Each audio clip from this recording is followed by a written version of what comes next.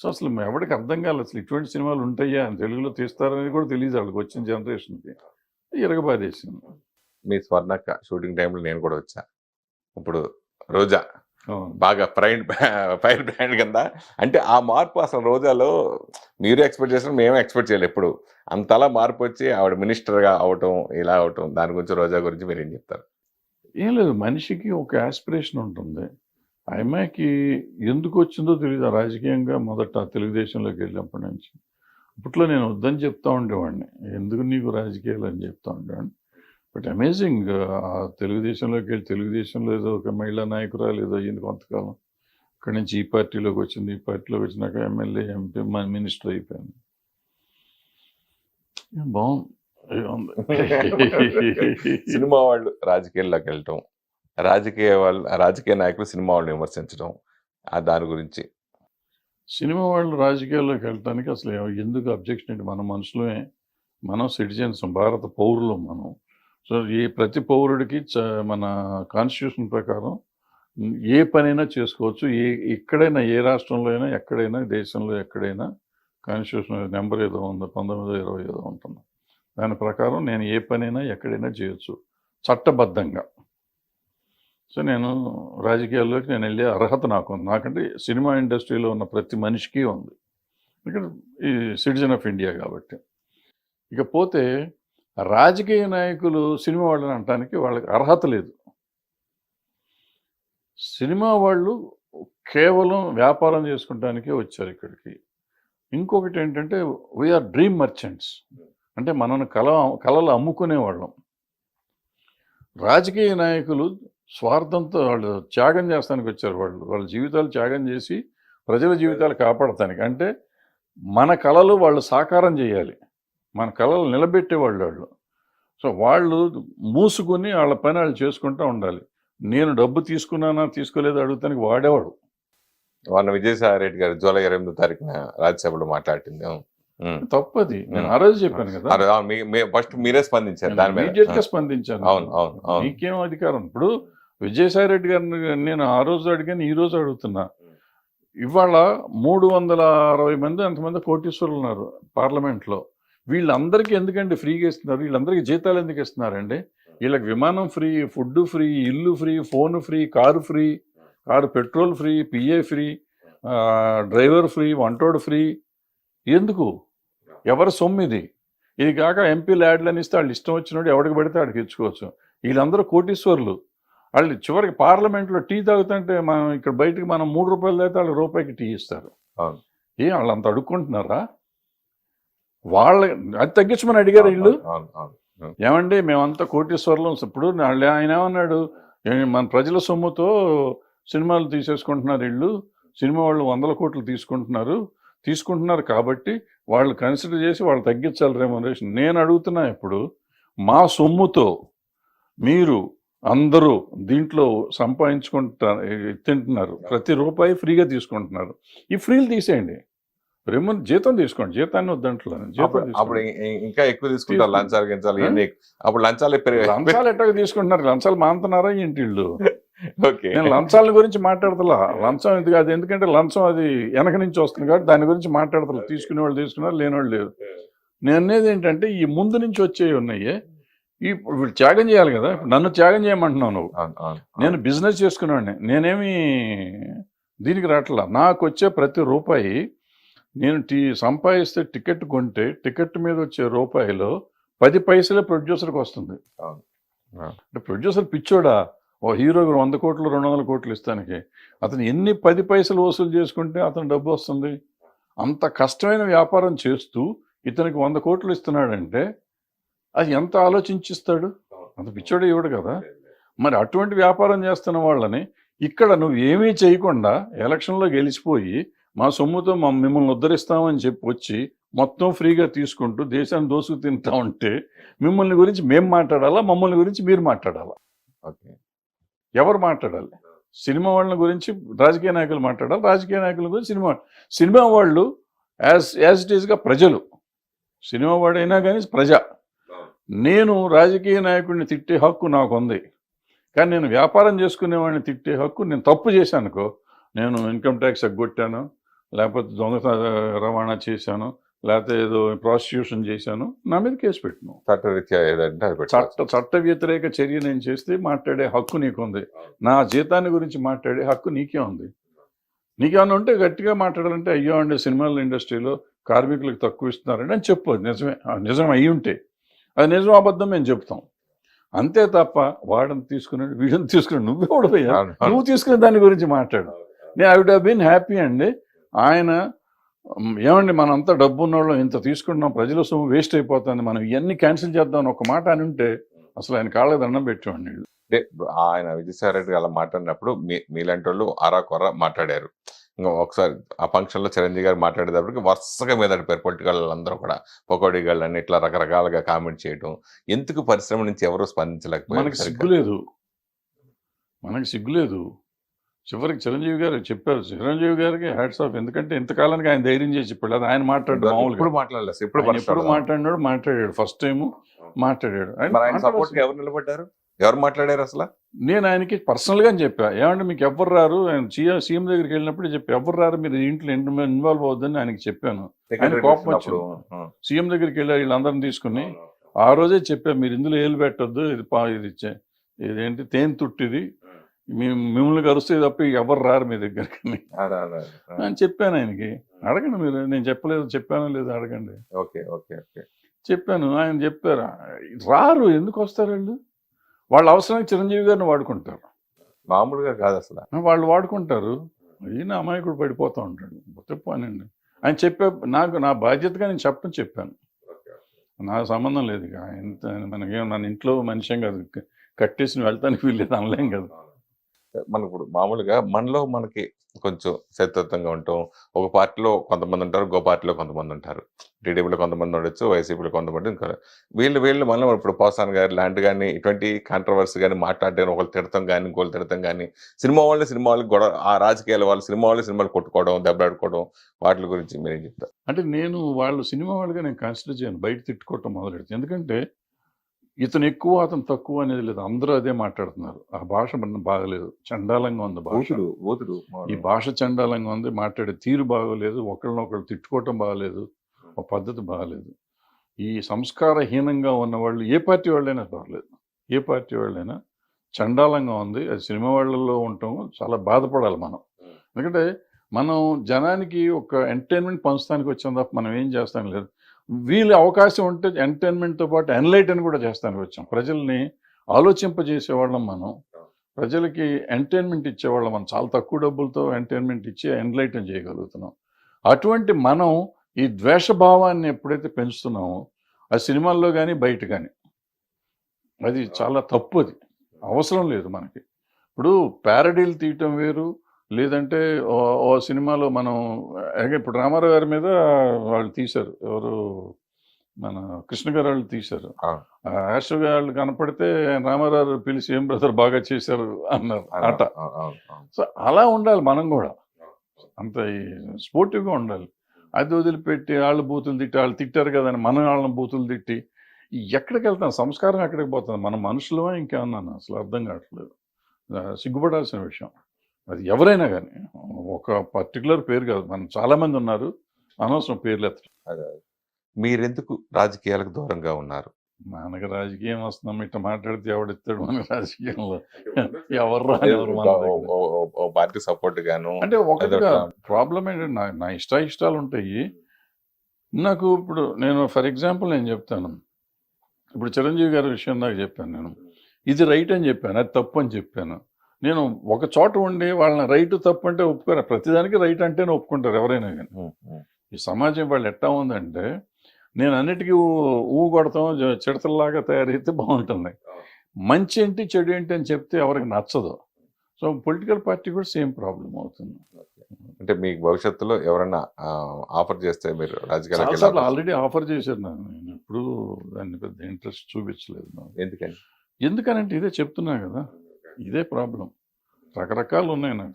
సమస్య అంటే on record, నేను ఆన్ కెమెరా నేను కొన్ని చెప్పకూడదు. ఈ మధ్యన అప్పుడప్పుడు సడన్ గా మీరు కొంచెం అంటే ఆ సందర్భం మాట్లాడినా మీరు మాట్లాడేది బాగా వైరల్ మొత్తం రివర్స్ అవటం, కాంట్రవర్సీ అయిపోవడం, కాంట్రవర్సీలు ఇరుక్కుపోవడం, అట్లా రీసెంట్గా మొన్న జరిగిన ఛాంబర్ ఎలక్షన్స్ కూడా ఏంటి ఎంత దారుణంగా ఉంటుందని మీరు అలా చెప్పడం, అది చాలా మంది బాధపడ్డారు ఆ విషయాల్లో. అది ఎందుకు అట్లా మీరు ఎందుకు మాట్లాడారు? బాధపడుతుంది దాంట్లో? ఎందుకు బాధపడాలి? ఛాంబర్ మనం ఎందుకు పెట్టుకున్నాం? ఛాంబర్ ఎందుకు పెట్టుకున్నాం? సినిమా ఇండస్ట్రీలో ఉన్న అన్ని శాఖలకి మంచి చేయటానికి పెట్టుకున్నాం. అవును, మీరు కూడా ఛాంబర్ చేశారు కదా. చేసాం. దాన్ని ఎందుకు పెట్టుకుని దాన్ని వదిలిపెట్టి ఆ పబ్లిసిటీ ఏంటి, ఆ క్యాన్వాసింగ్ ఏంటి, ఆ డబ్బులు ఏంటి, ఆ ఖర్చు ఎంత పెట్టారు, ఆ వెనక పోస్టర్స్ ఎంత పెట్టారు, ఎవరి కోసం పెడుతున్నాం? ఏం చేస్తానికి అక్కడ ఏమైనా ఉందా? డబ్బులు ఉన్నాయా? దోసుకెళ్తానికి వచ్చాం మనం? ఎందుకు బాధపడకూడదా? కోప్పడకూడదా దానికి? పడచ్చు కొంతమంది, అది బాధిస్తుందని. వాళ్ళు బాధపడ్డారంటే వాళ్ళకి ఏముందో మరి. వాళ్ళు వేరే ఆలోచన ఉండకపోతే నేను చెప్తున్నానమ్మా, ఒకవేళ ఎవరన్నా అట్లా నన్ను గురించి అనుకుని ఉండుంటే, అన్నట్టు నా నోటీస్కి అయితే రాలేదు, ఒకవేళ నిజంగా అనుకుని ఉంటే వాళ్ళకి వేరే చింతన ఉండి ఉంటుంది. అక్కడ ఏదో డబ్బులు దొబ్బుతానికి వెళ్ళి ఉంటారు, వాళ్ళ ఆలోచన ఉండి ఉంటుంది. అవకాశం లేదు కదా అసలు. ఉందేమో వాళ్ళకి, మనకేం తెలుసు? ఎందుకు బాధపడాలి? నేను ఏమన్నాను, డబ్బులు వేస్ట్ చేయటం ఎందుకు? మనం అంతా చూసిన వాళ్ళమే కదా, అంతంత డబ్బు ఎందుకు ఖర్చు పెట్టాలి? ఇంత డబ్బు ఖర్చు పెట్టే బదులు మనం 1000 రూపాయలు పెన్షన్ ఇస్తే పాపం ప్రొడ్యూసర్ లైన్లో వచ్చి తీసుకుంటున్నారు కొంతమంది. ఎగ్జిబిటర్లు ఇబ్బందులు పడుతున్నారు, డిస్ట్రిబ్యూటర్లు ఇబ్బంది పడుతున్నారు. అందరికి 1000 రూపాయలు 2000 రూపాయలు ఇవ్వాలనే పరిస్థితి కూడా ఉంది మన దగ్గర. నువ్వు ఆ రోజున ఖర్చు పెట్టిన దగ్గర 25-30 లక్షలు, 1 కోటి రూపాయలు కూడా అయ్యిందేమో నాకు తెలియదు ఖర్చులు మొత్తం అందరికి కలిపి. అంత డబ్బు అక్కడ డిపాజిట్ చేసి నువ్వు చాలా మందికి సేవ చేసి ఉండొచ్చు కదా. ఇప్పుడు నేను సేవ చేస్తానికి వస్తాననే కదా అక్కడికి వెళ్ళేది. ఇందాక నేను రాజకీయ నాయకులను తిట్టినట్టు ఛాంబర్లో సేవ చేయడానికి ఎందుకు వస్తున్నావు నువ్వు? ఇండస్ట్రీకి సేవ చేయటానికి, అంతే కదా. 24 కార్ప్స్ బాడీ కదా అది. ఇండస్ట్రీకి సేవ చేస్తానికి నువ్వు వచ్చినప్పుడు ఎందుకు డబ్బు ఖర్చు పెడుతున్నావు? ఏంటి నీ ఉద్దేశం ఏంటి? ఇండస్ట్రీ మంచి, ఇప్పుడు డబ్బు ఖర్చు పెట్టి నువ్వు నాయకుడు అవుదాం అనుకున్నా అయిపోయింది కదా. నువ్వు నీ ఇంటెన్షనే రాంగ్గా ఉంది అక్కడ. ఇంకా నువ్వు బాధపడతావు ఎందుకు? నేను అన్న మాటకి బాధ ఎందుకు పడాలి? పడితే నీ తప్పు, నా తప్పు కాదు. నేను రాజకీయ నాయకుడిని తిట్టే నాకు హక్కు ఉన్నప్పుడు నువ్వు ఎలక్షన్ చేసినప్పుడు ఇక్కడ కూడా తప్పే కదా. మన సినిమా వాళ్ళని మాత్రం తిట్టకూడదు, వాళ్ళని మాత్రం తిట్టాలి. దాసరి గారి దగ్గర మీరు, సి కళ్యాణ్ గారు, వీళ్ళందరూ కూడా ఆయన అడుగుజాడల్లో సమస్యలు వచ్చినా పరిష్కరిస్తూ చేస్తూ వచ్చారు. ఇండస్ట్రీకి సంబంధించి ఏ ప్రాబ్లం వచ్చినా. అలాంటిది సి కళ్యాణ్ గారు మొన్న ఓడిపోవడానికి మెయిన్ రీజన్ ఏంటి మీ దృష్టిలో? ఓడిపోలేదు, ఆయన గెలిచాడు కదా. ఆయన గెలిచాడు. ఇప్పుడు అది ఎలక్షన్ అన్నాక మామూలే. ఇప్పుడు ప్రొడ్యూసర్స్ సెక్టర్లో ఆయన గెలిచాడు, అందరూ గెలిచారు. ప్రొడ్యూసర్ సైడ్ నుంచి ఈయన గెలిచాడు, ఆయన గెలిచాడు. వాళ్ళకి ఆయనకి మెజారిటీ ఉంది, ఆయన వచ్చాడు, అంత సింపుల్. దాంట్లో ఓడిపోవటానికి కారణం వేరే కారణాలు ఏమి ఉండవు. ఇప్పుడు అందరూ గ్రూపులు అయిపోయినాయి కదా, గ్రూపుల మీద అట్లా వస్తూ ఉంటుంది. ఒకళ్ళు ఓటమి ఒకళ్ళు గెలుపు కామనే కదా. అయితే కళ్యాణ్ గారు మీతో బాగా అవినాభావ సంబంధం కదా, ఆయన ఓడిపోవటానికి రీజన్ ఏంటి అన్నారు? రీజన్ ఏం లేదమ్మా, రాజకీయం. ఇదంతా రాజకీయం ఏముంటుంది? రాజకీయమే, ఎవరి రాజకీయం వాళ్ళకు ఉంటుంది. దాని గురించి ఏం మాట్లాడతాం మనం? మనకి నిజంగా నాకు పట్టించుకోవటం కూడా లేదు, 5 ఏళ్ళ నుంచి అట్లా పట్టించుకోవట్లేదు. ఎందుకు అట్లా దూరంగా ఉంటాయి? ఎందుకు, ఏముంది దాంట్లో? నేను ప్రొడ్యూసర్ ఛాంబర్ ప్రెసిడెంట్గా చేశాను. అవును, నేను చేసినప్పుడు దగ్గర 5-6 జీవోలు తీసుకొచ్చాం. అప్పుడు వెళ్ళి గవర్నమెంట్ చుట్టూ తిరిగి సబ్సిడీలు రావాలి. ఆ రోజుకి ఈ రోజుకి రాలా, ఇంకొక 3-4 కోట్ల అంత సబ్సిడీలు రావాలి మనకి. దానికి కూడా అప్పుడు ప్రయత్నం చేస్తా ఉన్నా. ఆల్మోస్ట్ అయిపోతున్న time. 2 months 3 months extension general body meeting పెట్టి తిరుపతిలో జనరల్ బాడీలో యాక్సెప్ట్ అయిపోయింది 3 months ఎక్స్టెన్షన్కి. ఆ ప్రెసిడెంట్కి ఇంకో 3 నెలలు బాడీ అంతా ఉండేటట్టు, తర్వాత ఎలక్షన్ పెట్టేటట్టు. అక్కడి నుంచి తిరిగి వచ్చాం. తిరుపతి నుంచి తిరిగి వచ్చినాక కొంతమంది పెద్ద మనుషులు అంతా కలిసి రాత్రి హడావిడి చేసి 1 week or 10 days నోటీస్ ఇవ్వాల్సిందాన్ని కూడా బైపాస్ చేసి జనరల్ బాడీ మళ్ళీ పెట్టి ఎలక్షన్ పెట్టి తీరాల్సిందే, బరదాస్ దిగిపోవాల్సిందే అని చేశారు. సరే, నన్ను దింపేశారు. నన్ను దింపితే నాకు ఊడిందేం లేదు, నాకు పోయిందేమన్నా ఉందా? పోనీ సబ్సిడీ తెచ్చారు, ఈ రోజుకి రాలా. ఓకే, పాపం చాలా మంది అలా బలైపోయారు. 40 మందికి రావాలి 3 కోట్లు. ఇప్పుడు ఒక ప్రొడ్యూసర్ గారు వెళ్ళి కోర్టుకి వెళ్ళి ఆయనకు ఆర్డర్ వచ్చింది. 52% ఆంధ్ర గవర్నమెంట్, 48% తెలంగాణ గవర్నమెంట్ ఇవ్వాలని. ఆ జీవో చూసినాక నేను ఒక స్టేట్మెంట్ ఇచ్చి, ఈ రోజు వరకు ఎవరు ఇవ్వాలా, ఇంకా ఎవరు మాట్లాడతలా. నేను 3 సార్లు చెప్పాను దీని గురించి. ఆ గవర్నమెంట్ ఈ గవర్నమెంట్ అడితే 2 కోట్లు 2.5 కోట్లు అవుతుంది అంతే. ఓకే, ఈ 2 కోట్లు అనేది పెద్ద విషయం కాదు. వీళ్ళు ఇన్ని కొట్టుకునే బదులు మొన్న ఎలక్షన్లో ఖర్చు పెట్టిన డబ్బులు వీళ్ళకి ఇవ్వచ్చు, లేదనుకుంటే ఆ సీఎం దగ్గరికి ఈ సీఎం దగ్గరికి వెళ్ళి డబ్బులు ఇప్పించవచ్చు. 2 కోట్లు వాళ్ళకి పెద్ద అమౌంట్ కాదు వాళ్ళ గవర్నమెంట్కి. ఓకే ఇటువంటివి చేయాలి కదా. ఈ ఏమీ చేయకుండా ఎదవ రాజకీయం చేసి వాడు ఉండకూడదు వీడు ఉండకూడదు, వీడిని నాశనం చేద్దాం వాడిని నాశనం చేద్దాం అనుకునే వాళ్ళు ఉన్న సమాజంలో మనం ఎందుకు దూరాలు ఏలెందుకు పెట్టాలి? ఓకే నాకు అవసరం లేదుగా. ఇప్పుడు నేను చెడు చేస్తా అంటే నన్ను పంపించేయి, నేను మంచి చేస్తా అంటే మంచి చేస్తున్నాను వద్దనుకుంటే. ఆ రోజు ఆన్లైన్ చేయించాను నేను జియో, ఇది ఆన్లైన్ సేల్స్ ఉండాలని చెప్పి. ఆ రోజు ఆపారు. సబ్సిడీ కాదు, మన టికెటింగ్, ఆన్లైన్ టికెటింగ్. ఆ రోజు అప్పుడు నేను జియో తెచ్చేసాను ఆ రోజు. ఓకే ఓకే ఆ జియోలో అది మాత్రం పార్టిసిపేట్ చేయకుండా, అది ఇది చేయకుండా ఆపారు దాన్ని. ఇవాళ దాని గురించి మాట్లాడుతున్నారు. ఏంటి ఇదంతా? సో ఇటువంటి వాళ్ళ గురించి మనం ఎక్కువసేపు మాట్లాడుకోవటం, ఎక్కువ చేయటం అవసరం. అంటే ఇప్పుడు ప్రతి ఒక్కరికి ఒక ప్యాషన్గా అనుకోవచ్చు, లేదని అనుకోవచ్చు. మెయిన్ ఏంటంటే అన్నీ ఇప్పుడు పాన్ ఇండియా సినిమాలు అయిపోయినాయి బాగా ఎక్కువ. ఆ మోజులో కొంతమంది యంగ్ హీరోలు కూడా చాలామంది పాన్ ఇండియా సినిమా చేయాలని చెప్పేసి దర్శకులతో ఆ టైప్ కథలు మనం రెడీ చేయించుకోవడం, తర్వాత ప్రొడ్యూసర్ ప్రెషర్ వాళ్ళు చేయడం, చివరికి రిలీజ్ టైంకి వచ్చేటప్పటికి అది పాన్ ఇండియా సినిమాగా కాకుండా ఓన్లీ సౌత్ ఇండియా సినిమాలో రెండు తెలుగు తమిళ ఇట్లా చేయడం ఆగిపోవడం, రియల్గా అనుకున్నది మళ్ళీ ఇలా మారటం, ఇట్లా ఎక్కువ సంఘటనలు జరుగుతాయి. మనం చూస్తూనే ఉన్నాం దాని గురించి. అంటే అసలు పాన్ ఇండియా అని అనుకున్నవాడు ఒక డాష్ వాడు. పాన్ ఇండియా సినిమా తీస్తున్నానని చెప్తే వాడు డాష్ నా ఉద్దేశంలో.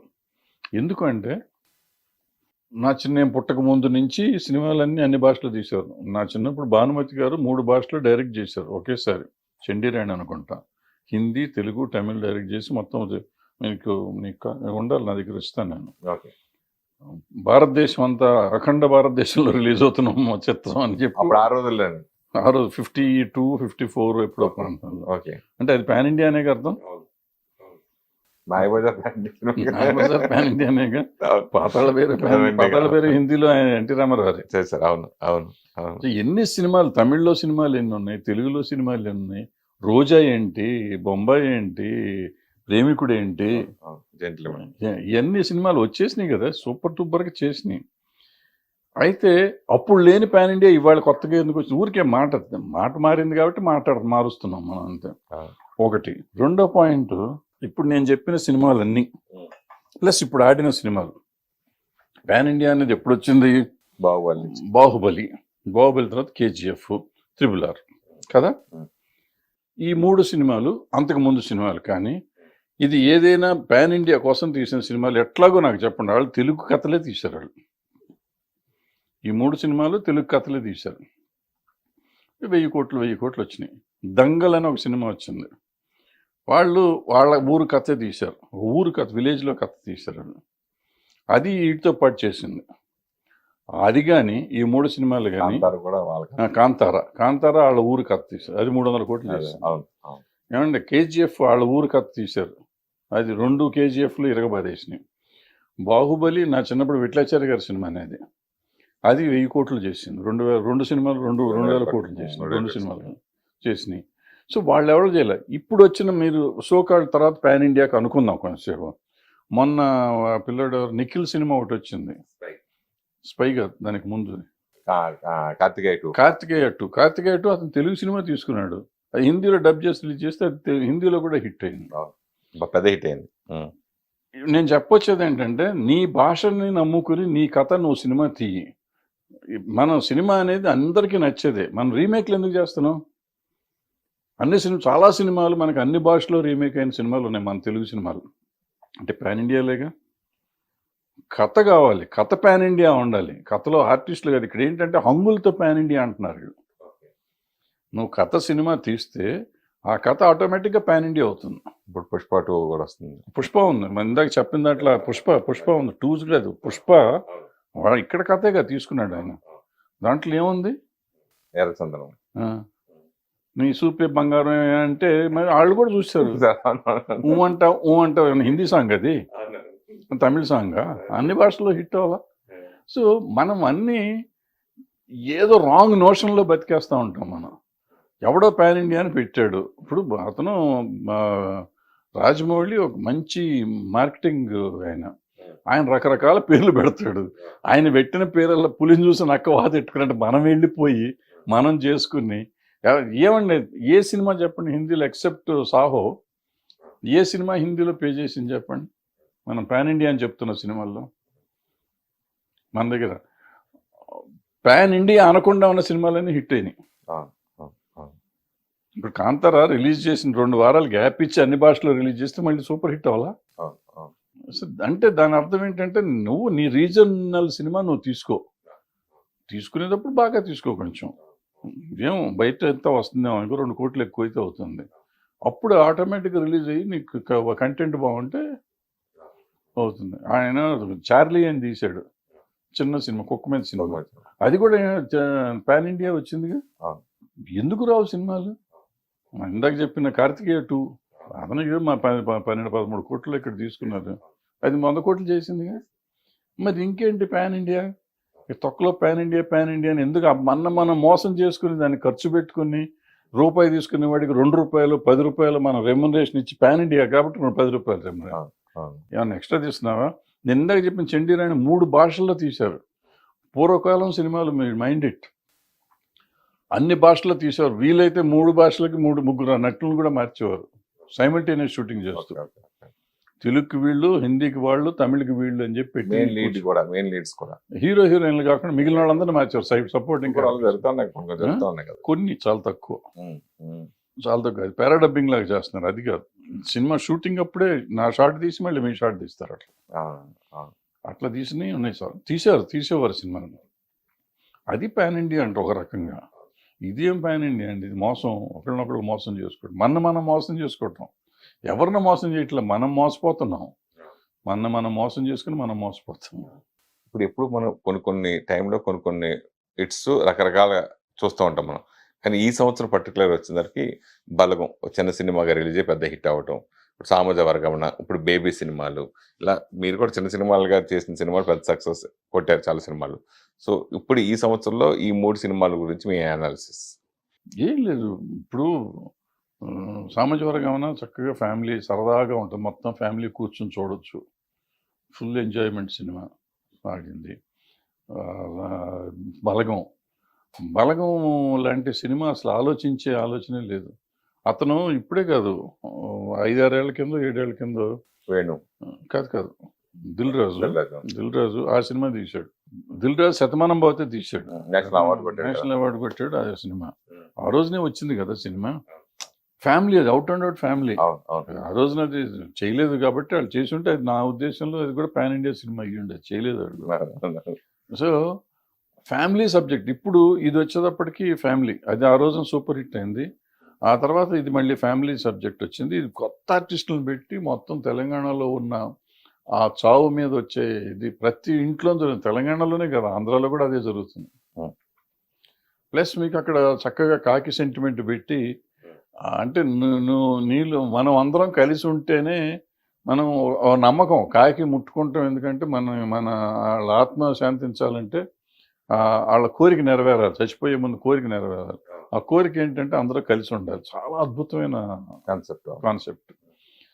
సో ఇప్పుడు మనం అందరం కొట్టుకు వస్తున్నాం, రోజు తెల్లారలేస్తే కొట్టుకోవటమే కదా. కలిసి ఉండాలని చెప్తే సంభవ్ ఎక్కడో కనెక్ట్ అయ్యారు పబ్లిక్. ఎందుకంటే మన ఇళ్లలో ఎవరన్నా చచ్చిపోగానే మన ఆస్తుల కోసం కొట్టుకోవటం ఇవన్నీ మామూలు రొటీన్ కథలే.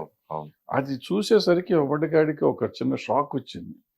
లేకపోతే ఆంధ్రాలో ఆడతాం ఏంటి, తెలంగాణ సినిమా కదా, ఆంధ్రాలో ఎందుకు ఆడింది, ఆంధ్రాలో సూపర్ హిట్ కదా అది.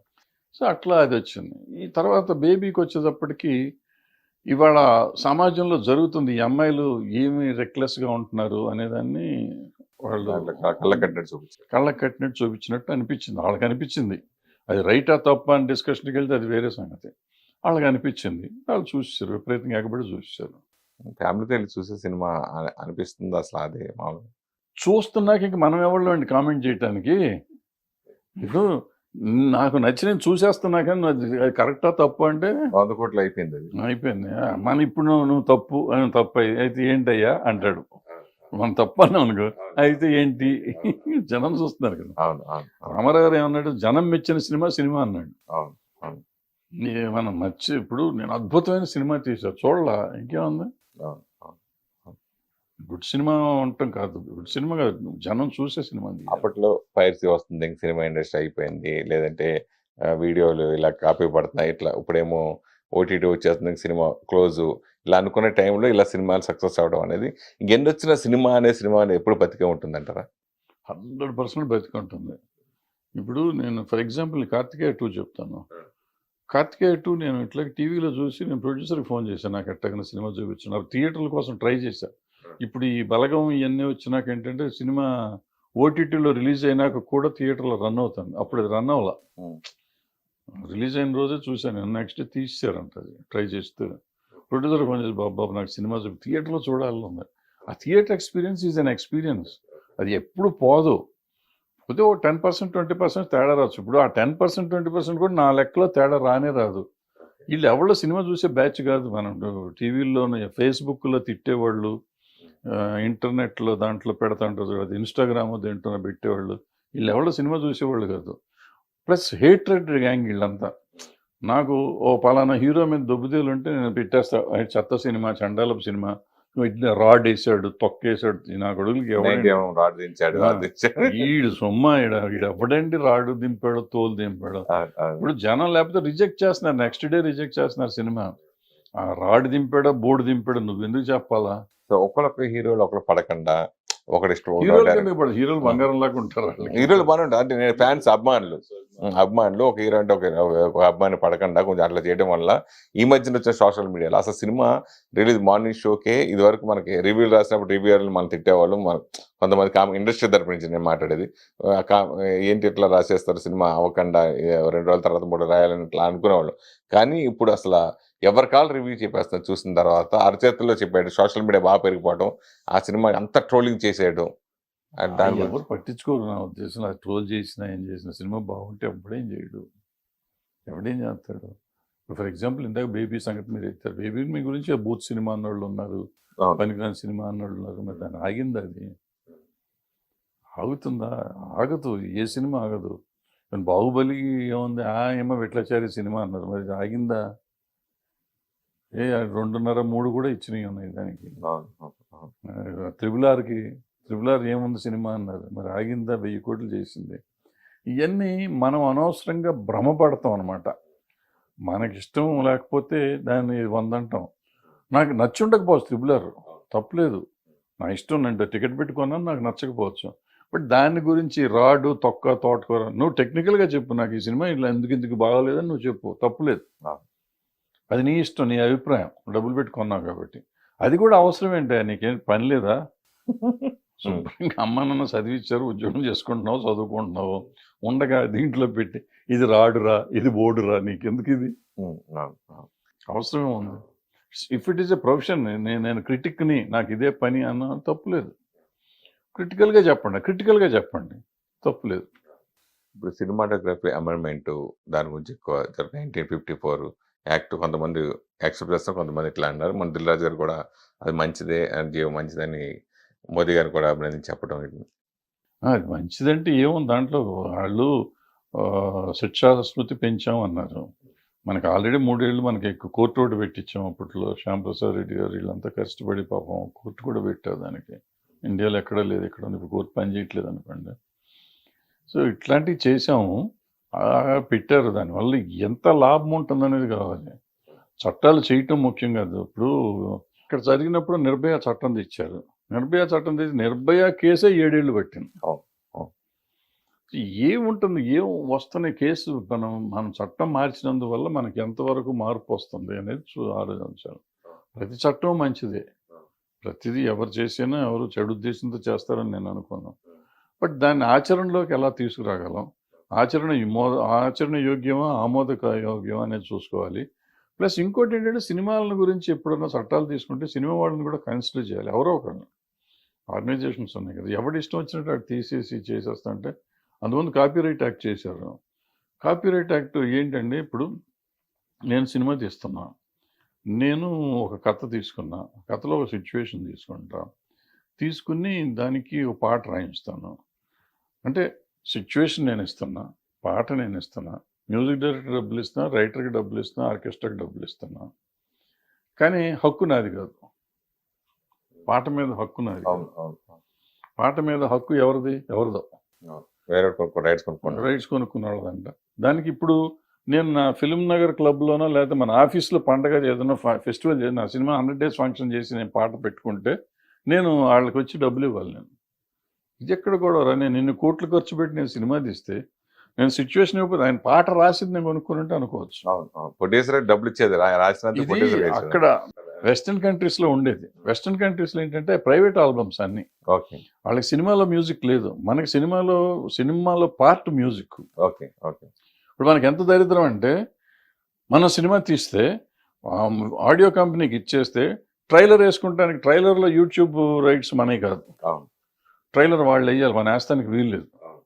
ఇది ఎక్కడ సినిమా ట్రైలర్ వేసుకుంటానికి కూడా హక్కు లేని దౌర్భాగ్యపు స్థితిలో ఉంది మనం. మరి మీకు డబ్బులు ఇస్తున్నారు కదా ఎవరు? ఆడియో కంపెనీ కొనుక్కున్న వాళ్ళు ఇవ్వద్దు మనీ.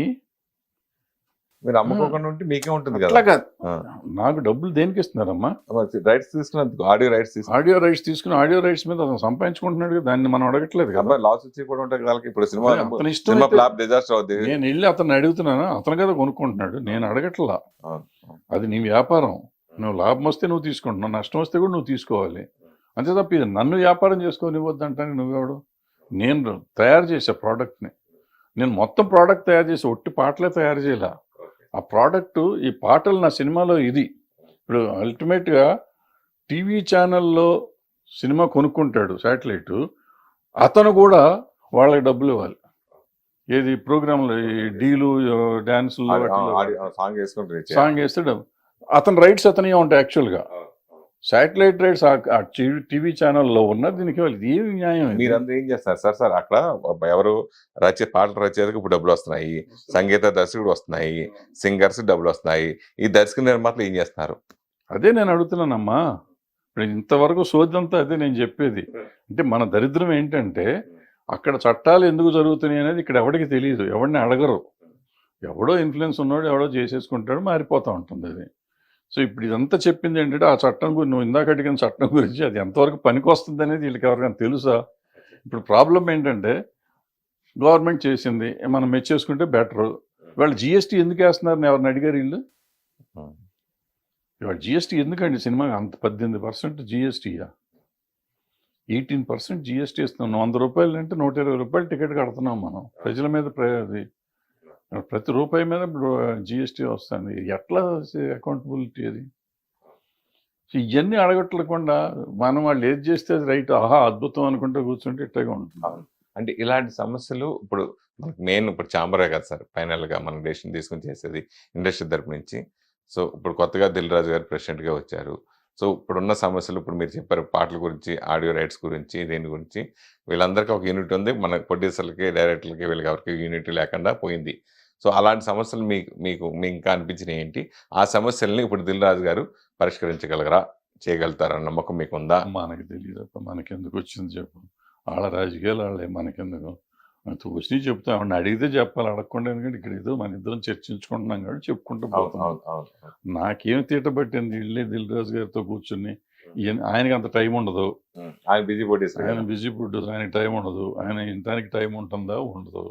మనకెందుకు చెప్పు. అయితే ఏం చేస్తాం? నాకు అవసరం లేదు. ఇవాళ నేను సినిమా తీయట్లేదు, నాకు పోదు. మీరు కూడా బిజీగా ఉన్నా కానీ మీరు కూడా కొన్ని సమస్యలు చేసి ఉండొచ్చు, చేయకపోయి ఉండొచ్చు. సో నా తీట నాది. నేను అప్పుడు ఆ గోల ఉండి చేశాను. వాళ్ళకి తీట గోల ఉందో లేదో నాకేం తెలుసు. అది కాకుండా ఇవాళ ప్రొడక్షన్లో ఉన్న వాళ్ళకి తెలిసినంత నాకు తెలియదు. నేను చెప్పినవన్నీ జనరల్ ఐటమ్స్. ఇవాళ ప్రొడక్షన్లో ఉన్న వాళ్ళు కొన్ని కొత్త వచ్చిన టెక్నాలజీ మారిపోయింది, సిస్టమ్ మారిపోయింది. సో వాళ్ళందరూ కూర్చొని మాట్లాడుకొని చేసుకోవాలి. వాళ్ళు నిజంగా అంటే ఎవరన్నా పిలవాలి, సీనియర్స్ ఎవరన్నా తెలిసిన వాళ్ళు ఉంటే పిలిచి మాట్లాడుకుని ఇంకేమన్నా చేద్దామా అని ఆలోచిస్తే బాగుంటుంది. పిలవని పేరెంటాలకి మనం వెళ్ళి నువ్వెందుకు వచ్చావు అనిపించుకోవటం అవసరం మనకి? ఇదివరకు అసలు ఏ సమస్య వచ్చినా ఏది వచ్చినా కానీ ఒక పెద్ద తరహాగా మీలాంటి వాళ్ళు చాలా మంది వచ్చి పార్టిసిపేట్ చేసేవారు. ఇప్పుడు ఇప్పుడు ఆ కలుపుకొలతనం ఇప్పుడు పోయిందా? అవన్నీ అక్కర్లేదనే కదా ఎలక్షన్లు అట్టు కొట్టుకున్నారు మొన్న. వాళ్ళు పెద్దవాళ్ళు అనుకున్నారు కొట్టుకుంటున్నారు. పెద్దవాళ్ళు అంటే నిజంగా పెద్దవాళ్ళు వాళ్ళు. డెఫినెట్గా వాళ్ళ మార్కెట్ ఉన్న పరిస్థితిలో వాళ్ళు సూపర్ స్టార్స్ వాళ్ళంతా. వాళ్ళని కాదంటానికి ఏం లేదు మనకి అసలు అనే హక్కు లేదు. బట్ దానికి కూడా కొన్ని పద్ధతులు ఉంటాయి. పద్ధతిగా చేసి ఇప్పుడు దాసరి గారు ఉన్నప్పుడు కూడా మీరు కొన్ని సమస్యలు ఆయన దృష్టికి వెళ్ళకుండానే ప్లస్ ఆయనే మీకు అప్పచెప్పారు కొన్ని కొన్ని సమస్యల్ని. మీరు ఆయన ఆయన ఆయన చేయలేని పనులు కూడా మీరు చేశారు కొన్ని కొన్ని. మాకు తెలిసుండి. అలాంటి భరద్వాజ గారు ఎందుకు ఈట్లన్నింటికి బాగా దూరం అయిపోయారు? ఎందుకు దూరం అవటం ఏం లేదు. ఇప్పుడు నేను దాసనారాయణరావు గారి టైంలో ఏంటంటే యాక్చువల్‌గా దాసనారాయణరావు గారు మెడ్రాస్‌లో ఉండేవారు. ఇక్కడ తర్వాత వచ్చారు. సో, ఇక్కడ ఉన్నప్పుడు అప్పుడు నేనే మొత్తం ఇక్కడ హ్యాండిల్ చేశా కొంతకాలం. తర్వాత ఆయన వచ్చినాక ఆయన హ్యాండిల్ చేస్తా ఉంటే ఆయన చేసి ఆయన చెప్పేవి కొన్ని చెప్పకుండా కొన్ని ఆయన దగ్గరికి వచ్చినాయని నా దగ్గరికి తోసేవారు. నువ్వు చేసుకే చూడవయ్యా భరద్వాజ్ అనేవారు. సో, అట్లా చేసేవాళ్ళం. పని ఉంది కదా అంటే నేను అడిగా ఒకరోజు గురువుగారిని. గురువుగారు అసలు మనకెందుకు మనకి అర్థం అవ్వట్లేదు కానీ మనం ఇక్కడ మాట్లాడతా అంటే మన ముందు డోర్ వచ్చినప్పుడు కాళ్ళు మొక్కుతున్నారు మీకు పర్టికులర్గా ఆయన కూర్చోబెట్టి అడిగా. రాగానే కాళ్ళకి దండం పెడుతున్నారండి. సార్ మీరు తప్ప దేవుళ్ళు లేరు గురువు గారు అంటున్నారు. తలుపు దగ్గర మనకు వినపడతా ఉండగానే మన బూతులు తిట్టుకుంటూ వెళ్తున్నారు ముండా కొడుకుల వాళ్ళు. ఈ నా కొడుకులకి మనం ఎందుకు చేయాలి సార్ అని అడిగాను. ఆయన ఒకటి చెప్పాడు నాకు. మనం అనేవాళ్ళం మనం చేస్తామా చేయమా అవుతుందా అవుదా కాదు. మనలాంటి వాడు ఒకడు ఉన్నాడు అనేసరికి వాళ్ళకి సమాజంలో కొంతమందికి భయం ఉండి కొంతన్నా తగ్గుతుంది. మొత్తం 100% మనం సాల్వ్ చేయలేం. కరెక్ట్. 100% ఎప్పుడు సాల్వ్ చేయలేం. బట్ 70-80% కట్ అయితే అవుతుంది. సో ఆ భయాన్ని మెయింటైన్ చేద్దాం. అవసరం ఉన్న పాపం అవకాశం ఉండి ఎవరికైనా జరిగిందనుకో మనం చెప్పినవన్నీ ధర్మం అని కాదు.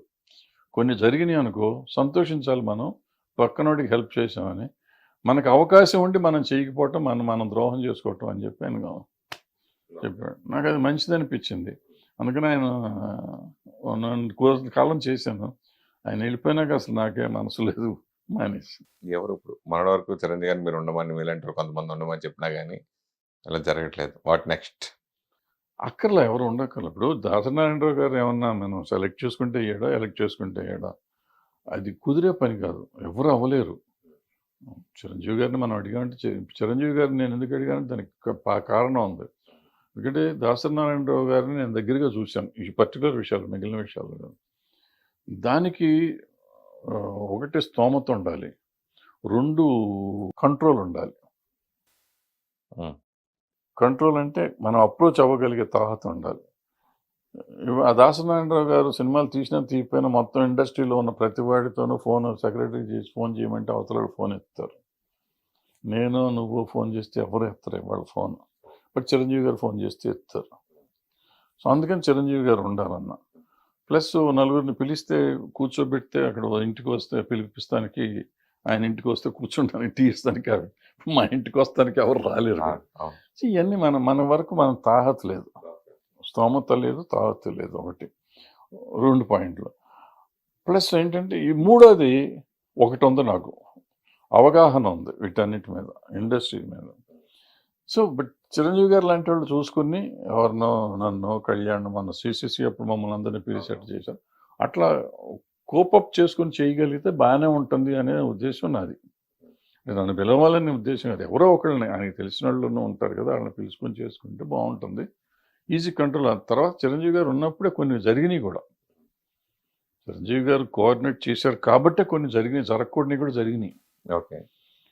సో అలాంటి వాళ్ళు ఉండాలి. దానికి ఏంటంటే అవసరమైనప్పుడు మనం కలుపుకునేటట్టు ఉండాలి. ఇప్పుడు నేను అనుకోవటం చిరంజీవి గారికి కూడా చేయి దాటిపోయిందేమో అనుకుంటున్నాను. ఇప్పుడు అంత డిఫరెంట్గా తయారైపోయింది సమాజం, ఇండస్ట్రీ. ఎవరి కాళ్ళే కొంచెం సెల్ఫ్ మేడ్ ఎక్కువైపోయింది. సెల్ఫ్ మేడ్ అయిపోయారు, వైషమ్యాలు పెరిగిపోయినాయి ఒకరికొకరు. అది I don't think it works out. ఇప్పుడు సినిమా పరిశ్రమకి రిలేటెడ్గా ఉండే గవర్నమెంట్ పోస్టులు దాంట్లో అసలు సినిమాకి సంబంధం లేని ఉంటాం. ఇప్పుడు ఎఫ్డీసీ చైర్మన్ ఆంధ్రలో అంటే ఓకే, పోసాని గారికి ఇచ్చారు, ఒక సినిమా వాడు ఓకే.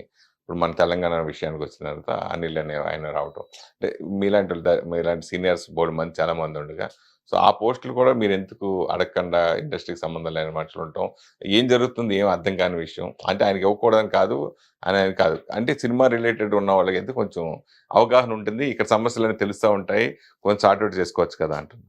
అది మనం అపోహ. సినిమా ఇండస్ట్రీ వాడే ఎందుకు ఉండాలి అనుకుంటాడు. సెన్సార్ బోర్డు ఉంటుంది. సెన్సార్ బోర్డు సినిమా వాడికి ఇవ్వాలని అనుకుంటాం లేదు. ఒకప్పుడు సినిమా వాళ్ళకి ఇచ్చేవారు. ఇప్పుడు సెన్సార్ బోర్డు చైర్మన్ ఎవడో ఉంటాడు. ఎందుకు అలా చేజారుకుంది? చేజారటం కాదు. చేజారటం కాదు. మనం ఉంటేనే చేస్తామని. ఇప్పుడు మనం వెళ్తే మనం బయాస్డ్గా చేయమా? చేయొచ్చు. సో వాళ్ళు వస్తే ఇంకా బెటర్ అవగాహన ఉంటుంది కదండి మనకి పరిస్థితుల గురించి. ఉండాలి అంటే అవగాహన అనేది ఇప్పుడు ఇందాక నేను క్రిటిక్స్ గురించి మాట్లాడాను చూడు. Critic need not be a good director or good producer or good actor. Critic can be a critic. అట్లాగే ఈ పోస్ట్ చేసేవాడు వాడికి ఎంతో కొంత అవగాహన తెలుసుకోగలిగితే చాలు. వాళ్ళ నెట్ వచ్చేసినాక చాలా ప్రతి వాడికి అన్నీ తెలుస్తాయి. తెలుసుకుని దాని మీద టైం స్పెండ్ చేసేవాడు కావాలి. ఇప్పుడు నన్నో నిన్నో పెట్టాలి అనేది ఒక ఆలోచన, అది వేరే. మన కాకుండా ఎవరినో పెట్టాను, అతను టైం స్పెండ్ చేయగలిగితే చాలు. అతను మంచివాడైతే చాలు. అతను బయాస్డ్గా ఉండకుండా టైం స్పెండ్ చేసి నలుగురు మాటలు వినేసి మంచి చేసేవాడు చాలు. ఎవడైనా పర్లా. సినిమా ఇండస్ట్రీకే ఉండాలి అని రూల్ ఎందుకు? ఎందుకంటే పొలిటికల్ పార్టీస్ వాళ్ళకుండే 190 ప్రాబ్లమ్స్ వాళ్ళకు ఉంటాయి. వాళ్ళ ప్రాబ్లమ్స్లో మనం వెళ్ళి మాకివ్వండి అని అడుక్కోవాల్సిన అంత అవసరం మనకి ఇండస్ట్రీకి లేదు. సో వాళ్ళు పెట్టేవాళ్ళు టైం చేసేవాళ్ళు. అనిల్ ఉన్నాడు, డెఫినెట్గా అతను పాపం స్పేర్ చేస్తాడు. అక్కడ ఏమీ లేదు అతనికి. పేరుకి అతను చేయడమే కానీ చేస్తానికి అక్కడ ఏమీ లేదు. ఉంటే మాత్రం డెఫినెట్గా ఈజ్ ఎ నైస్ చాయిస్. నేను అతన్ని అడిగా, నువ్వేంది ఆయన అమెరికా నుంచి వచ్చి ఇక్కడ ఏం ఉద్యోగం, నీకు ఏం పనికి వస్తావంటే అతను ఎక్స్ప్లెయిన్ చేశాడు. నేను ఇటు ఉంటాను. ఉంటున్నాడు, 24 hours ఉంటున్నాడు అతను. అవైలబుల్. ఏం చేస్తాడు? ఉండటం ఎందుకు? లాభం ఉంది. నువ్వు 11ంటికి వెళ్ళి అతను ఉంటాడు ఆఫీస్లో. లాభం ఏంటి? పనులు అవుతాయి, పనులు జరగవు. ఏం లేదు, అతనికి పవరే లేదు కదా, ఏమి ఇవ్వలేదుగా. నువ్వు ఏమన్నా పని అప్పచెప్పి ఉంటే అతను వెయిట్ చేస్తున్నాడు. పని అప్పచెప్తారేమో, వాళ్ళు అప్పచెప్తే మనం వెళ్ళి అడుగుతామని. వాళ్ళు అప్పచెప్పట్లేదు, మనం వెళ్ళి అడగట్లేదు. మరి ఎఫ్డీసీ చైర్మన్ అంటే ఇదివరకు కొంచెం అంటే అప్పుడు నీకు సబ్సిడీలు ఉండేవమ్మా. చిన్న సినిమా పెద్ద సినిమా సబ్సిడీలు, ట్యాక్స్ చేంజెస్ ఇవన్నీ ఉండేవి. ఇప్పుడు ఏమీ లేదు. ఎందుకు రిజిస్టర్ చేస్తాం? రిజిస్ట్రేషన్ చేయమంటున్నారు మనం చేస్తే 5,000 10,000 బొక్క మనకి. ఏంటది? దానివల్ల వచ్చే లాభం ఏంటి? ఏం లేదు. ఇప్పుడు ఫర్ ఎగ్జాంపుల్ నేను బోళాశంకర్ ఉంది. బోళాశంకర్కి వాళ్ళు ఏదో అప్లికేషన్ పెట్టారు. అది ఎఫ్డీసీలో చిన్న సినిమా పెద్ద సినిమా అంటాడు. ఎక్కడ చిన్న సినిమా పెద్ద సినిమా? నీ దగ్గర ఏముంది అసలు? నువ్వేమిస్తున్నాను? నేను చిన్న సినిమా పెద్ద సినిమా నేను రిజిస్టర్ చేయాలి. నాకేమన్నా ఇస్తా అంటే నువ్వు చిన్న సినిమా పెద్ద సినిమా అనాలి. ప్లస్ అసలు ఎవరు పెట్టమన్నారు మిమ్మల్ని? అసలు 100 కోట్లు ఖర్చు అవ్వాలని నువ్వు పెట్ట ఎవరిని అడిగి పెట్టావు? నన్ను అడిగారా? మీ అంతటి మీరు అనేసుకుని మీరు ఏదో చేసేసి దాని మీద పెడితే అఫ్కోర్స్ ఆ సినిమాకి మన వాళ్ళు పెడతాం కూడా తప్పు అనుకో. అనవసరంగా పెట్టారు. వచ్చిందా? తర్వాత సాధించారుగా. వచ్చిందా? లాస్ట్ పాయింట్లో తెలియదు. వచ్చిందా? రచ్చ అయిపోయింది దాని గురించి మొత్తం. తిట్టుకున్నారు అనవసరం కదా. ఏమొచ్చింది మనకు? దానివల్ల వచ్చే లాభం లేదు, నష్టం లేదు. అనవసరం అసలు దానికి. అసలు వాళ్ళు అడగటమే తప్పు. ఆ 12 పాయింట్లు అడిగారు, అడగటమే తప్పు. మనం అడగటం తప్పు అనేది పక్కన పెడితే వాళ్ళు అడగటం కూడా తప్పు. అప్లై చేయడం ఫస్ట్ అప్లై చేశారు కదా. అప్లై చేయడం తప్పు నా ఉద్దేశం లేదు. నేను ప్రొడ్యూసర్ అయితే నేను అప్లై చేయను. ఎందుకంటే నాకు తెలుసు ఆ సినిమా మొదలెట్టినప్పటి నుంచి నాకు తెలుసు. ఆ సినిమా ఓ పద్ధతిలో తీద్దాం అనుకున్నాను. ఆ సినిమాకి అక్కర్లేదు. ఎందుకంటే అంతకుముందు సినిమాలకు మనకు అక్కర్లేనప్పుడు అంతకుముందు దీనికంటే పెద్ద సినిమాలు, చిరంజీవి గారి సినిమాలైనా పెద్ద సినిమాలు, వాటికి అప్లై చేయలేదు. నాకు అక్కర్లేదు అని స్టేట్మెంట్ కూడా ఇచ్చారు. మరి ఈ సినిమాకి ఎందుకు అప్లై చేశారు? చేయకూడదు. బట్ చేశారు. సార్ వాళ్ళ ప్రొడ్యూసర్లు ఇష్టం, దాని గురించి మనం మాట్లాడదానికి కామెంట్ చేస్తాను. I'm nobody. కానీ ఎట్టిపోయి చేశాడయ్యా, చేస్తే నువ్వేంటి అడుగుతావు? అది ఏం పద్ధతి? రిజిస్టర్ చేయలేదన్నారు. 12 కారణాలు ఏవో చెప్పారంట. అందులో ఏదో ఇన్కమ్ ట్యాక్స్ అంట. ఇన్కమ్ ట్యాక్స్ సినిమా రిలీజ్ అయినాక కదా మనం ఇన్కమ్ ట్యాక్స్ రిటర్న్స్ సబ్మిట్ చేస్తాము. నా రిటర్న్స్ ఇవ్వమంటారు. ఎందుకు నీకు? నేను కోర్టులో వేస్తే కోర్టులో గెలిచినట్టున్నారంటే కోర్టులోకి ఎప్పుడు కోర్టులో తెచ్చుకుంటారు. అనవసరం, అసలు అనవసరం. ఇది అంటే మామూలుగా టీడీపీ ప్రభుత్వం అంటే సినిమా వాళ్ళకి దగ్గరగాను, అదర్ ప్రభుత్వాలు అంటే కొంచెం ఇప్పుడున్న ప్రభుత్వాలు కొంచెం వ్యతిరేకంగా, ఇట్లా ఎందుకు అట్లా మారిపోయింది? ఎందుకు సపోర్ట్ చేయదు గవర్నమెంట్ సినిమా వాళ్ళకి? ఏమి లేదు, సపోర్ట్ చేయటం అంటే ఏముంది దీంట్లో? సపోర్ట్ చేయకపోవటం మనమే ఒకరోజు వెళ్ళి బాగుంది అంటున్నాం, ఒక రోజు బాగాలేదు అంటున్నాం. ముందు మనలో మనం ఒక అవగాహనకు రావాలి. ఫస్ట్ మనం ఒక స్టాండ్ మీద ఉండాలి. మనం ఒక స్టాండ్ మీద ఉంటే అది రైటా తప్పు అనేది తర్వాత మనం మాట్లాడుకోవచ్చు. మనమే స్టాండ్ మీద లేకపోతే ఎట్ట కుదురుతుంది? తప్పు మనలో ఉంది, వాళ్ళలో లేదు. వాళ్ళు రాజకీయ నాయకులు అయ్యా, వాళ్ళ ఇష్టం, వాళ్ళు ఏదైనా చేస్తారు. అసలు మనం వాళ్ళతో పెట్టుకోవడమే తప్పు. వాళ్ళతో మనకెందుకు? మనం సినిమాలు తీస్తున్నాం ఏ రకంగానే ఏ గవర్నమెంట్ అయినా మనకి రూపాయి ఆదాయం ఇస్తుంది, లాభం చేస్తుందా? షూటింగ్ సింగిల్ పర్మిషన్స్ ఉందా? ఏపీలో ఒకసారి తీసుకుంటే ఎక్కడైనా చేసుకోవచ్చు, ఇస్తున్నారు కదా. దానివల్ల ఎన్ని సినిమాలు వెళ్తున్నాయి, ఎన్ని సినిమాలకు వస్తుంది, నిజంగానే వస్తుంది. అది ఒక్కటి చేశారు ఏపీ వాళ్ళు. ఇక్కడ వీళ్ళు ప్రతి సంవత్సరం సింగిల్ విండో ఇచ్చేసామని చెప్తారు అనౌన్స్మెంట్. 7-9 సంవత్సరాల నుంచి అనౌన్స్మెంట్లు వస్తున్నాయి కానీ ఇంతవరకు రాలా. ఎందుకు మరి మీలాంటి వాళ్ళు ఎందుకు అడగట్లేదు? నాకేంటి సంబంధం, నేను సినిమా తీసి 10 ఏళ్ళు అయిపోతే నాకెందుకంట. ఎందుకు అడగట్లేదు మళ్ళీ మిగతా వాళ్ళందరూ? మరి అది వాళ్ళకి తెలియాలి, మనకేం తెలుస్తుందమ్మా. అంత పెద్ద లెజెండరీ డైరెక్టర్ దాసనారాయణ గారు వారసత్వంగా ఇప్పుడు ఎవరు లేకుండా అయిపోయారు. అట్లా మీ భరద్వాజ్ గారు వారసత్వంగా నెక్స్ట్ ఉండేది ఎవరు?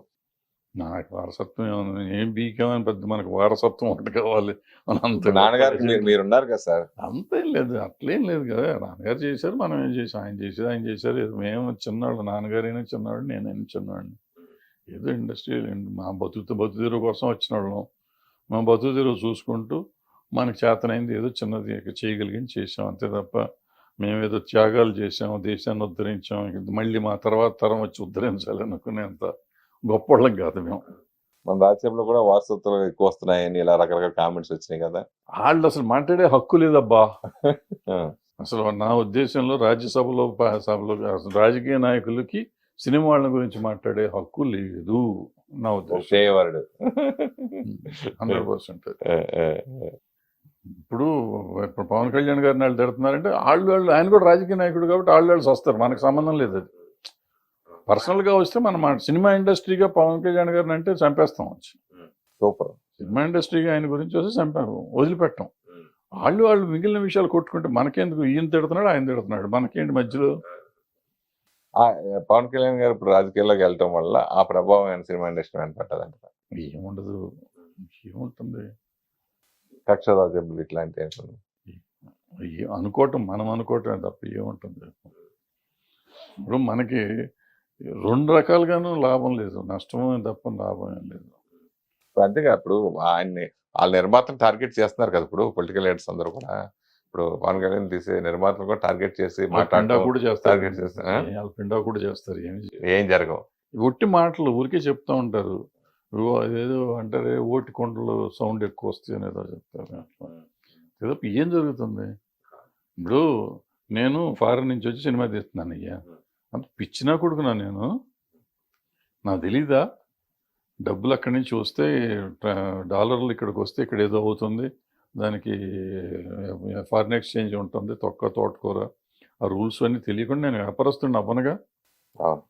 ఇన్ని 100 కోట్లు 1000 కోట్లు వ్యాపారం చేస్తా, నాకు ఆ మాత్రం తెలియకుండా పిచ్చినాకుడిలాగా వస్తాను నేను ఇక్కడికి. నేను చేస్తున్నప్పుడు ఇక నా మీద నువ్వు కేసు పెట్టేది ఏంటి? నాకు తెలియకుండా చేస్తాను. ఆల్రెడీ 10 ఏళ్ళ నుంచి చేస్తున్నాను సినిమాలు. 10 ఏళ్ళ నుంచి అక్కడి నుంచే తెస్తున్నా డబ్బులు.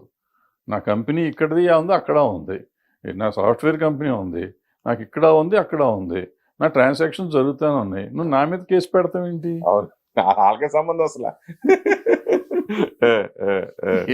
అది హాస్యాస్పదం, అవగాహన లేకపోవటం అంతే. పెట్టుకో ఏమవుతుంది నాకు? ఏమవుదు. నిజంగా చేసావనుకో డెఫినెట్గా నువ్వు పెట్టకపోయినా బట్టి వస్తాడు. నేను తప్పు చేస్తున్నాను అనిపించినప్పుడు నువ్వు కేసు పెట్టినా పెట్టకపోయినాడు వచ్చి నా మీద పడతాడు. ఈడీ వాడు ఇన్కమ్ ట్యాక్స్ వాడు పడతాడు. ఇప్పుడు నువ్వు పెట్టినందువల్ల వాళ్ళకి నా సంగతి తెలుస్తుంది కదా, ఇంక నేను క్లియర్ అయిపోతా.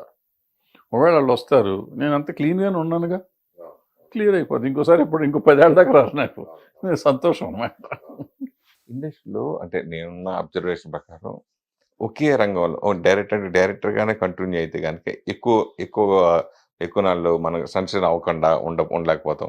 ప్రొడ్యూసర్ అనుకోండి, కొన్ని సినిమా ఫ్లాప్ వచ్చిన తర్వాత వాడు వెనకబడి వెళ్ళిపోవడం, ఇంకోటి అవకాశం లేకుండా, అంటే వివిధ భాగాల్లో అన్నింటిలో అవగాహన ఉండి వివిధ భాగాలతో మనకి అవగాహన ఉండి మనం చేసుకునే విధంగా ఉంటేనే ఇక్కడ నిలబడగలుగుతాం అనే దానికి మీ సమాధానం? అది ఇప్పుడు కాదు, ఒకప్పుడు. అది ఇప్పుడు కాదు. ఇప్పుడు అసలు ఏమీ తెలియక్కర్లా, అంత కార్పొరేట్ కదా. అవును, కార్పొరేట్. ఇప్పుడు మన పూర్వకాలం నువ్వు అసిస్టెంట్ డైరెక్టర్ చేసావు కదా, కంటిన్యూటీ అని ఉండేది. ఇప్పుడు ఎవరికైనా కంటిన్యూటీ ఉందా? క్లాప్ కొట్టేవాళ్ళం, క్లాప్ కొడతాం వచ్చేళ్ళకి. ఇవన్నీ అట్లా పోయి మార్పులు వచ్చేస్తున్నాయి కదా, టెక్నాలజీ మారిపోయింది. సో మన అన్నిట్లో ఇప్పుడు పూర్వకాలం మేము ఉన్నప్పుడు డబ్బింగ్లో మేమే కూర్చునేవాళ్ళం, ఎడిటింగ్ మేము వెళ్ళేవాళ్ళం, డబ్బింగ్కి వెళ్ళేవాళ్ళం, రికార్డింగ్కి వెళ్ళేవాళ్ళం, రికార్డింగ్కి వెళ్ళేవాళ్ళం, మిక్సింగ్కి వెళ్ళేవాళ్ళం. ఇప్పుడు అసలు ఎంతమంది వెళ్తున్నారు? ఇన్ని ఉన్నాయని ఎంత తెలిసిన డైరెక్టర్లు ఎంతమంది? ఎవరికి తెలియదని నేను అన్నా, ఎంతమందికి తెలుసు అనేది నా పాయింట్. ఎంత పర్సంటేజ్కి తెలుసు. ఓకే. సో తెలిసినా కూడా ఇప్పుడు రికార్డింగ్కి వెళ్తానికి లేదు. ఎవడు ఏ ఇన్స్ట్రుమెంట్ మిక్స్ చేస్తున్నాడో తెలియదు మనకి, దేంట్లో మిక్స్ చేస్తాడో తెలీదు. రికార్డింగ్ చేస్తా అంటే ఒక రోజులో అవ్వదు. ఇంతకుముందు ఒక రోజులో అయిపోయి పాట పాడేటప్పుడు కూడా నాకు గుర్తు, బాలుని నేను 9 సార్లు పాడిచ్చా. మొగుడు గోవాల్లో పాట నాకు నచ్చక. ప్రొడ్యూసర్ నేను, డైరెక్టర్ని కాదు. ఓకే. ఇప్పుడు ప్రొడ్యూసర్ కాదు, డైరెక్టర్కే తెలియదు అక్కడ ఏం జరుగుతుందో. వాడు ఏ ఇన్స్ట్రుమెంట్ మిక్స్ చేస్తున్నాడా, వాయిస్ మిక్స్ చేస్తున్నాడా, వాయిస్ ఎప్పుడు చేస్తాడు, తుంపులుగా చేస్తాడు, ఏది అవుతుందో తెలియదు. సో ఇవన్నీ రకరకాల సమస్యలు ఉన్నాయి. టెక్నాలజీ మారిపోయింది, సిస్టమ్స్ మారిపోయినాయి. సో ఇప్పుడు నువ్వు అడిగినట్టు అన్నిట్లో అవగాహన ఉండాలంటే ఇందుట్లోనే అవగాహన ఉండదు. దానికంటే ఎందుకు పోస్ట్ ప్రొడక్షన్ ఒకళ్ళకి అప్పచెప్తున్నారు, ప్రీ ప్రొడక్షన్ ఒకళ్ళకి అప్పచెప్తున్నారు, ప్రొడక్షన్ ఒకళ్ళకి అప్పచెప్తున్నారు, ఈపీలను వచ్చారు, పీపీలను వచ్చారు, లైన్ ఎల్పీలను వచ్చారు, రకరకాల పేర్లు మారిపోయినాయి. మళ్ళీ అది కాకుండా సిపిలు వచ్చారు, కో ప్రొడ్యూసర్లు వచ్చారు, ఇంకెవరిలో ప్రొడ్యూసర్లు వచ్చారు, తర్వాత ఏంటంటే వచ్చారు నాకు తెలియని వాళ్ళు వచ్చారు. ఏంటంటే పోస్ట్ ప్రొడక్షన్ డైరెక్టర్ అంట, మళ్ళీ పోస్ట్ ప్రొడక్షన్కి వేరే డైరెక్టర్ వస్తారు. ఇట్లా రకరకాల పేర్లు వస్తున్నాయి. ఇప్పుడు సాంగులు చేస్తుంటే సాంగ్కి ఒక డైరెక్టర్, డ్యాన్స్ మాస్టర్ సెపరేట్గా ఉంటున్నారు కొన్ని చోట్ల, కొన్ని సినిమాలకి. సో ఇన్ని రకాలుగా మారిపోయి వచ్చిన తర్వాత మనం నువ్వు అన్నట్టు అన్నిట్లో అవగాహన ఉండి ఏం చేస్తాడు. సో మీ ఇన్నేళ్ళ ఎన్నో చేశారు, ఎన్నో ఎక్స్పెరిమెంట్ చేశారు, సక్సెస్ అయ్యారు. కానీ నాకు ఇది ఒకటి ఉంది, ఇది మిగిలిపోయింది అని అట్లా మీ కోరిక లేదని? చాలా మిగిలిపోయినాయి ఉన్నాయి. మనం అనుకునేవన్నీ జరుగుతాయా? నాకు మెయిన్ థింగ్ నేను అనుకున్నట్టు నేను పెద్ద డైరెక్టర్ అవ్వాలనుకున్నా, మణిరత్నం లాగానో లేకపోతే ఎట్లాగో అవ్వాలి, బాలచంద్ర గారి లాగా అవ్వాలి. నేను చేయలేకపోయా, అవ్వలేను కూడా. అంటే ఒక మనిషి ఇంకో మనిషిని అవ్వలేడు, కాపీ కొట్టొచ్చు కానీ అంత అవ్వలేడు, అలా తయారవ్వలేడు. సో నేనుగానే ఉండిపోయాను, వాళ్ళుగానే ఉండిపోయారు. ఇప్పుడు వచ్చే డైరెక్టర్స్కి మీరు చెప్పేసమ్మా, కాన్ఫిడెంట్గా తీయాలి, మనం అనుకున్నది తీయటం నేర్చుకోవాలి, వీడి మీద ఆధారపడకుండా వెళ్తే సరిపోతుంది. ప్లస్ ఎవరిని చెప్తే వెంటనే నేర్చుకోవాలి. అంటే వెంటమంటే ఇన్ ద సెన్స్, మనం సినిమా తీస్తున్నాము, సినిమా తీస్తుంటే డిస్కషన్లో ఒక 10 మంది ఉంటారు, ప్రొడ్యూసర్, డైరెక్టరు, కెమెరామ్యాన్, హీరో అందరూ ఉంటారు కదా. మనం 10 మంది ఒక మాట మీదకి రాకపోతే సినిమా సక్సెస్లే లేదు, ఫెయిల్యూరే. టీం వర్క్లో అందరూ ఒప్పుకోవాలి, కథ బాగుందండి అనాలి. మొక్కమాటానికి ఒప్పుకోవటం, లేకపోతే మనం చూసి భయపడి ఒప్పుకోవటం కాదు. మొత్తం కథ వినగానే అంత టీం బాగుంది అన్నారంటే డెఫినెట్గా సగం 50%